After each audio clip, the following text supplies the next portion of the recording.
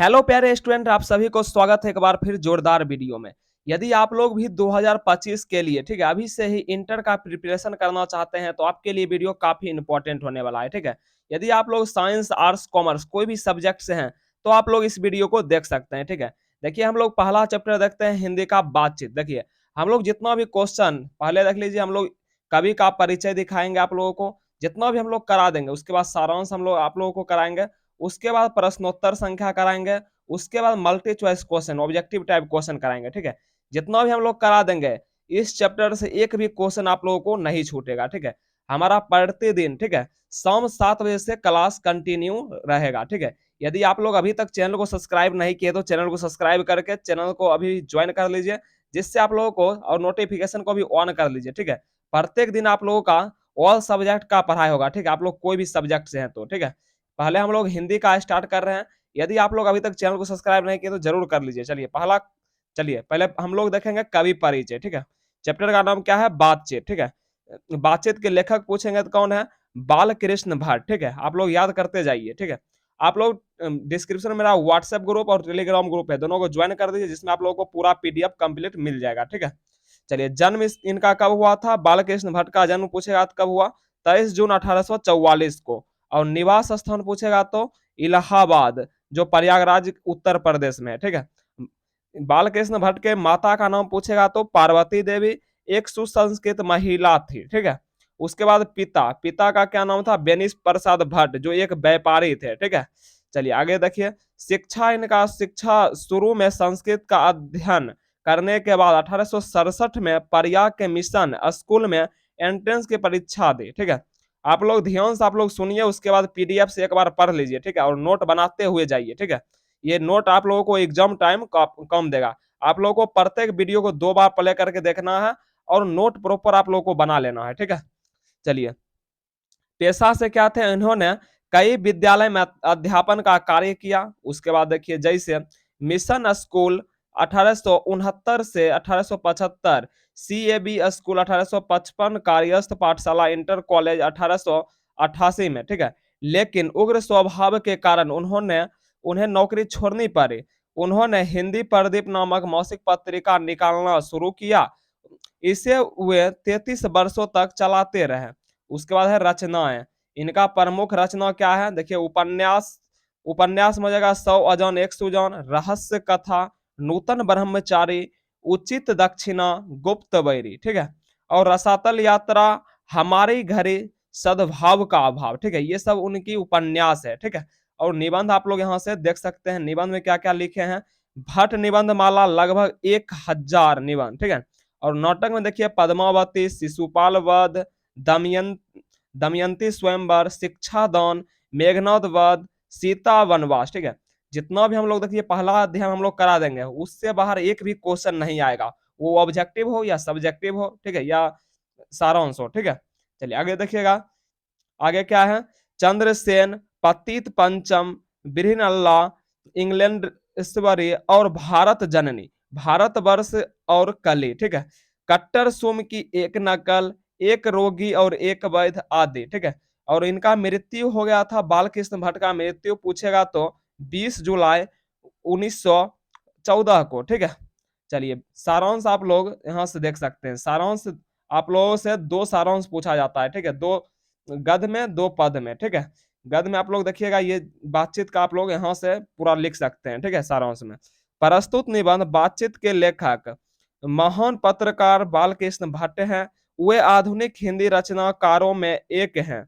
इस निबंध में लेखक मनुष्य को वाक शक्ति सही इस्तेमाल करने का सलाह देते हैं।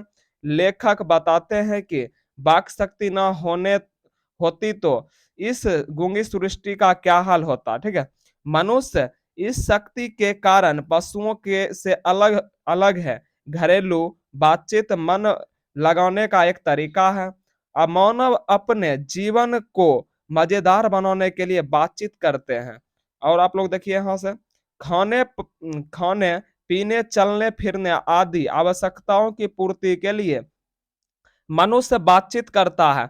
बातचीत से हमारे मन की गंदगी बाहर निकल जाती है, इससे हमारा मन हल्का होता है और हमें आनंद की प्राप्ति होती है। लेखक कहते हैं कि जब मनुष्य बोलता है तो उसके इससे उसका गुण दोष प्रकट होता है।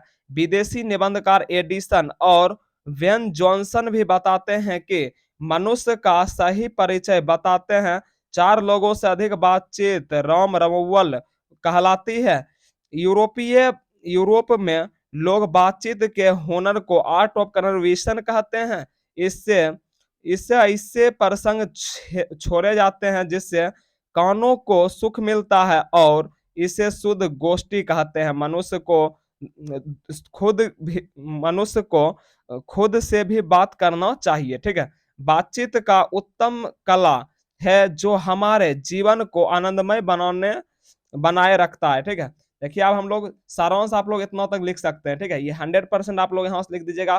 5 में 5 मार्क्स आप लोगों को कोई नहीं रोकेगा। ठीक है, चलिए प्रश्नोत्तर में देखिए हम लोग जितना भी देखिए पहला चैप्टर में हम लोग जितना भी करा देंगे एक भी क्वेश्चन आप लोगों को बाहर नहीं आएगा। इसी प्रकार आप लोग शाम 7 बजे डेली लाइव रहिए। ठीक है, यदि आप लोग अभी तक चैनल को सब्सक्राइब नहीं किए तो चैनल को सब्सक्राइब करके अपने कहूँ जितना भी एक बार व्हाट्सएप ग्रुप आप लोग व्हाट्सएप स्टेटस लगा लीजिए और ठीक है शेयर कर दीजिए अपने वीडियो को सभी दोस्तों के साथ। ठीक है, प्रश्नोत्तर संख्या देखिए बातचीत से बातचीत के निबंध में बेन जॉनसन और एडिसन के क्या विचार है। ठीक है, आप लोग यहाँ से उत्तर लिख सकते हैं। बातचीत के संबंध में बेन जॉनसन का मत है कि बोलने से ही मनुष्य के सही रूप का साक्षात्कार होता है। एडिसन का मानना है कि असल बातचीत सिर्फ दो व्यक्तियों के बीच हो सकती है। इसका मतलब है कि जब दो आदमी होते हैं तभी वे दिल अपने दिल से एक दूसरे से कर पाते हैं। तीन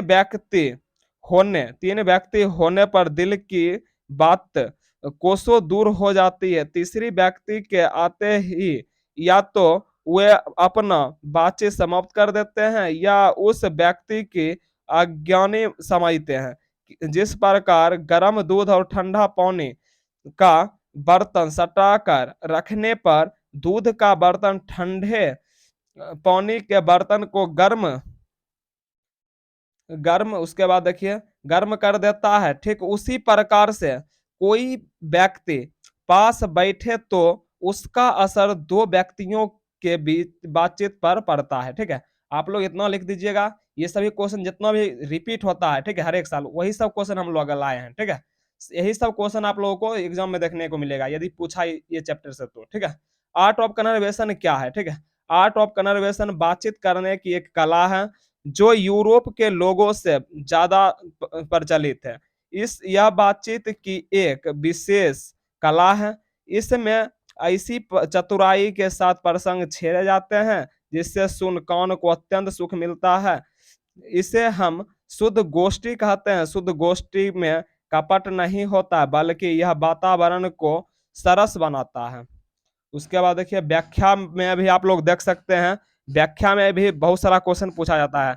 सच है जब मनुष्य बोलता है क्या है सच है जब तक मनुष्य बोलता नहीं तब तक उसका गुण दोष प्रकट नहीं होता।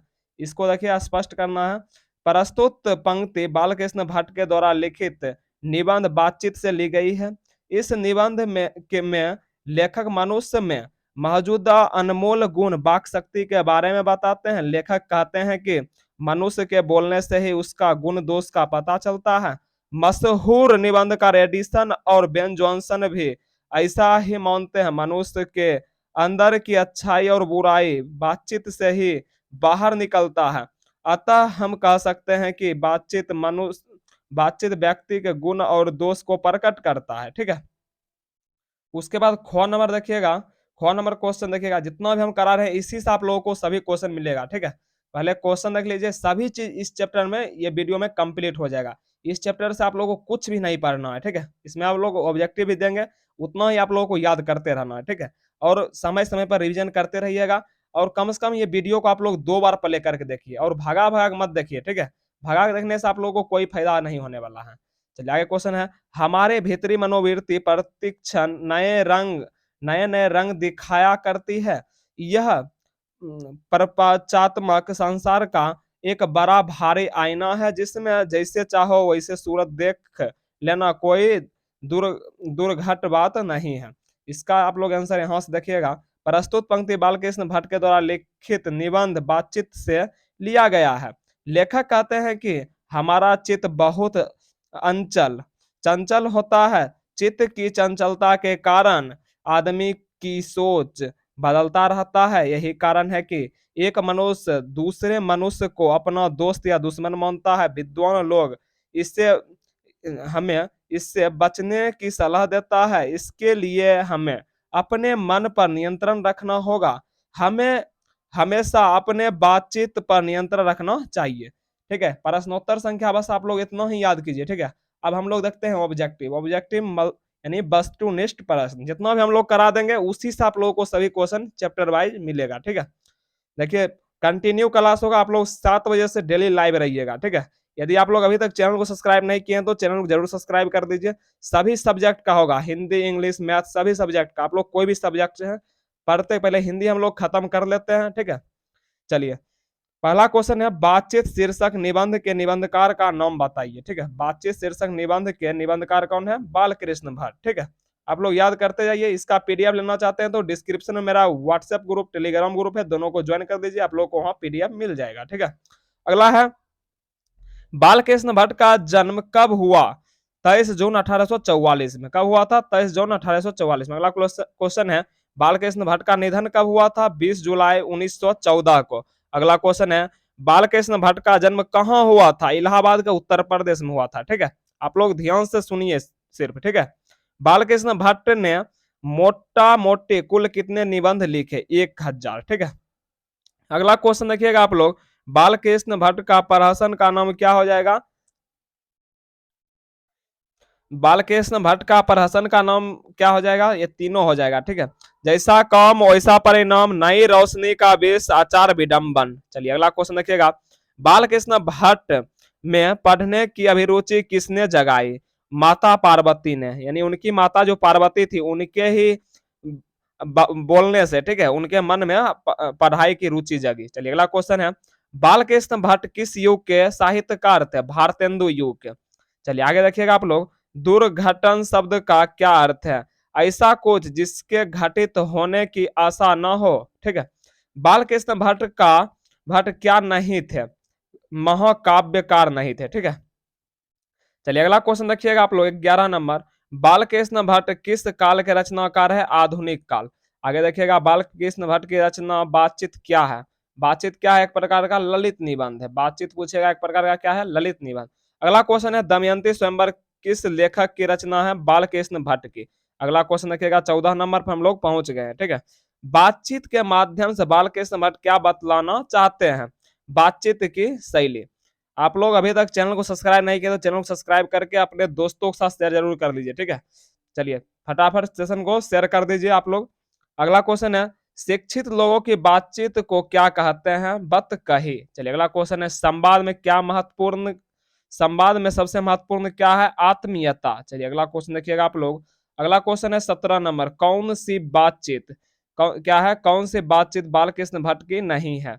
इसका बिल्कुल ही राइट आंसर है परीक्षा गुरु। अगला क्वेश्चन है, मनुष्य मनुष्य की बातचीत का उत्तम तरीका क्या है?